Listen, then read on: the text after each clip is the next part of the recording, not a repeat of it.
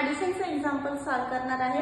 Example आपलं 2 डिजिटचं 4th example आहे। Example आहे आपलं ॲड 16, ॲड 18, ॲड 16, ॲड 16, 4 हे आपलं एक्झाम्पल आहे। ॲड 16 आपण ॲड करून घेऊया।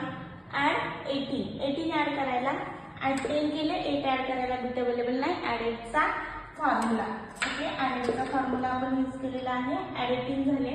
ॲड आता आपल्याला 16 करायचे आहे। 10 ॲड करायला तर आपल्याकडे बिट अवेलेबल आहेत, आपण ॲड 10 केले, पण आपल्याकडे 6 ॲड करायला बिट अवेलेबल नाही, म्हणून ॲड 6चा फॉर्म्युला ओके। ॲड 10 आपण केले, ॲड 10 ओके प्लीज 4 ॲड 16 आपले झालेले आहेत। आता आपल्याला ॲड 64 करायचे आहेत। 4 ॲड करायला बिट अवेलेबल आहे, पण 60 ॲड करायला बिट अवेलेबल नाही। 6चा फॉर्म्युला ओके, ॲड 6चा फॉर्म्युला यूज केला आपण, आणि हा ॲड 4 64 आपले ॲड झालेले आहेत। आपला आन्सर आलेला आहे। आन्सर काय आहे आपलं 114 हे आपलं आन्सर आहे ओके।